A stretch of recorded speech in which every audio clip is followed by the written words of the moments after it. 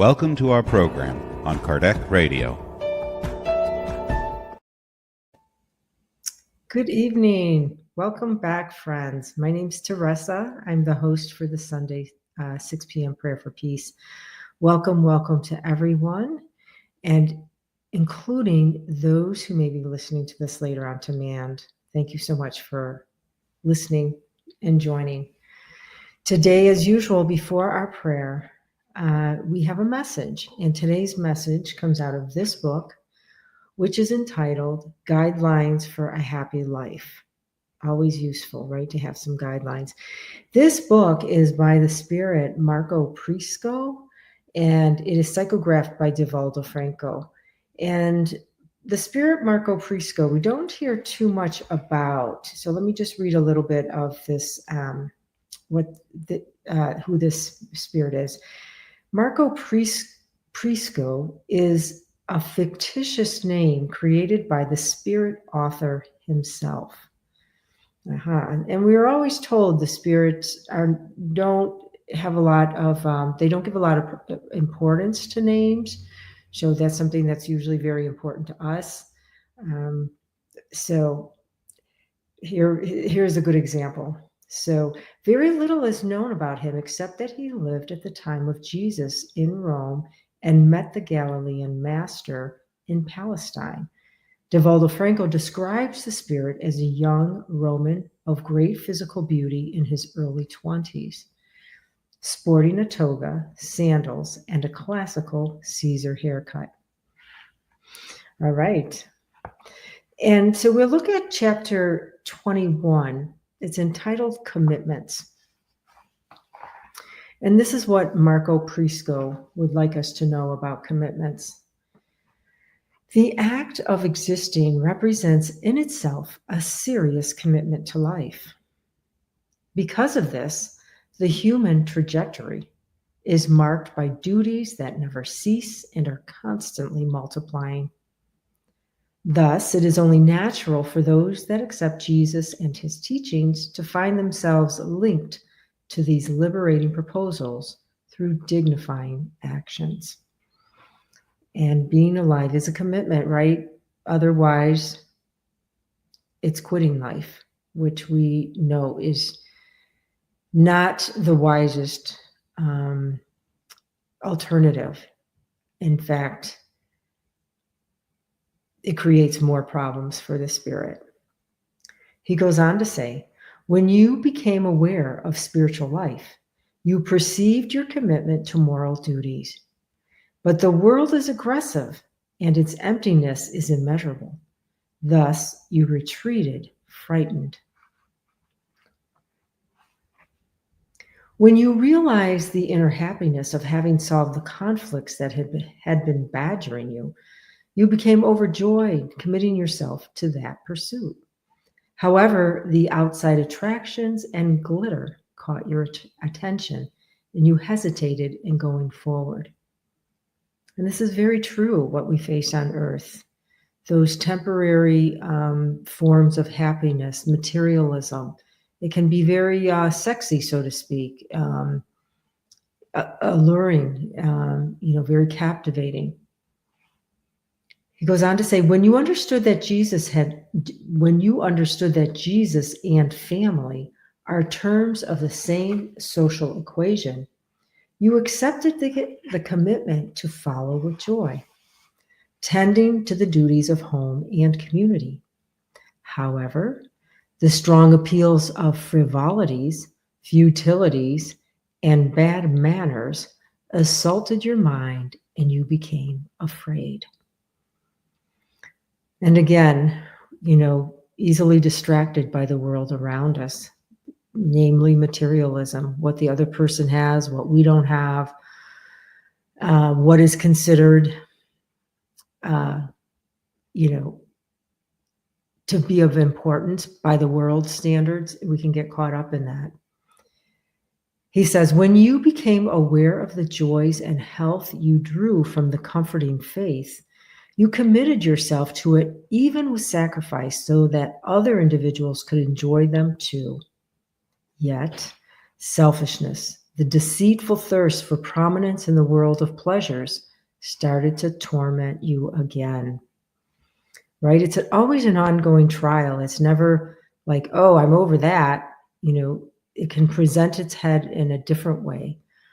And again, we have another trial, test, however you want to look at it.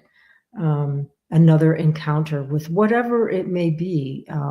Again, it's those temporary pursuits of, health, wealth, beauty, youth, power, and a lot of it to do with money. He says, when you awoke to the eternity that awaits you, lucid and vibrant, you foresaw the happiness tomorrow has in store for you, letting go of the world, no longer fearing death, yet immersed in the physical body and assailed by a sensual and practical behavior, you hesitate in continuing to be free to follow Jesus. So it is that last bit of holding on that, who will I become? Holding on to personality, ego, hesitation. Commitments may or may not be kept. It is up to you to reflect and define what you really want from your present existence.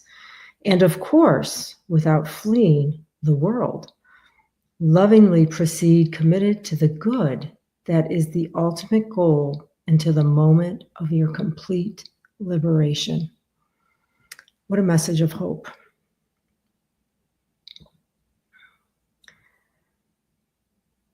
So he's reminding us that even commitments can be fleeting, and it really is up to us.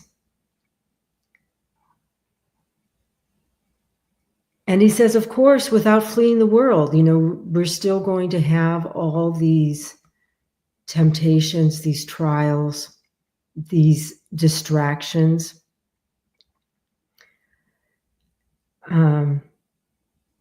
But it is really a free choice. We do have the ability to choose.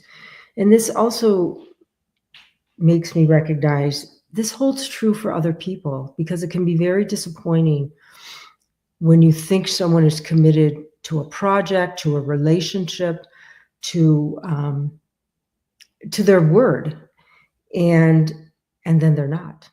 And he's reminding us commitments may or may not be kept. It is a choice on each individual, each of us. But we're not going to be free of the world, whatever we choose. But he's suggesting proceed lovingly. So, to me, it's saying do the best that we can, because decisions do change, right? We make a decision, maybe we could even call it a commitment, and matters change because everything is in flux, everything is dynamic and changing. So we, to be able to be resilient. And, I recently read out of it was a newspaper article, and they were saying that they're finding that even stronger than genetics for longevity in determining how long someone will live or why someone has longevity and someone else doesn't. So they always, chalked it up to hereditary genes. What they're finding is the ability to be resilient. So resilience is a bigger factor, even more so than our hereditary, which is an amazing consideration. Also, in this message, we never hear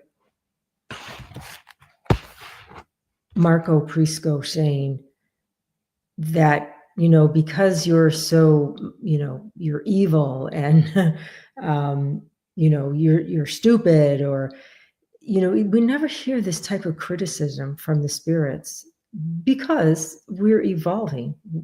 And even if someone is by choice evil, it's only temporary as well. So it's very gently put to us today. And so we thank you, Marco Prisco, for this message in Divaldo Franco to remind us about commitments, and not only our own, but even those of other commitments of others, that they may or may not be kept. So we can find ourselves demanding, but you said you would, you signed your name, things change. And this is true for all of us. So I would like to end today with a prayer that is a prayer by Dr. Becerra. And it is out of this book. It's another book psychographed by Divaldo Franco, but it is psychographed by Manuel Filomeno de Miranda. And the title is Psychiatric and Spirit Obsession Disorders. But there's a prayer in here by Dr. Becerra, and I would like to read it for our closing today. In regards to our prayer for peace. And we are asking, we are praying, we are requesting peace for the world. Mother, Father, God, Divine Creator, first cause of all things, we bring ourselves to this prayer moment in recognizing our request of peace for the world begins within ourselves. But with this opportunity to relinquish selfishness and think of our brothers and sisters, we request and we ask in the name of your beloved mercy and that of Jesus Christ for world peace. And a prayer by Dr. Becerra. This is our moment to serve without questions or demands, not tomorrow or later, but right now.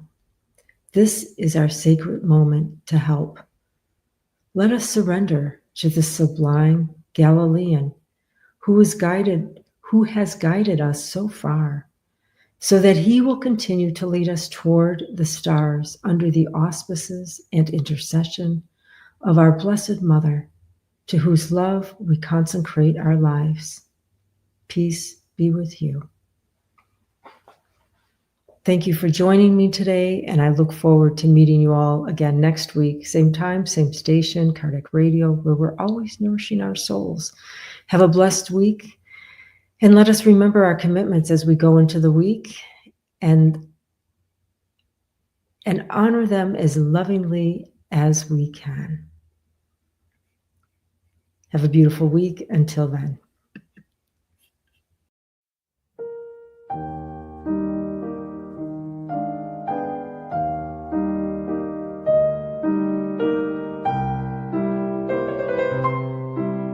Thank you for tuning in to Kardec Radio, where we are always nourishing our souls.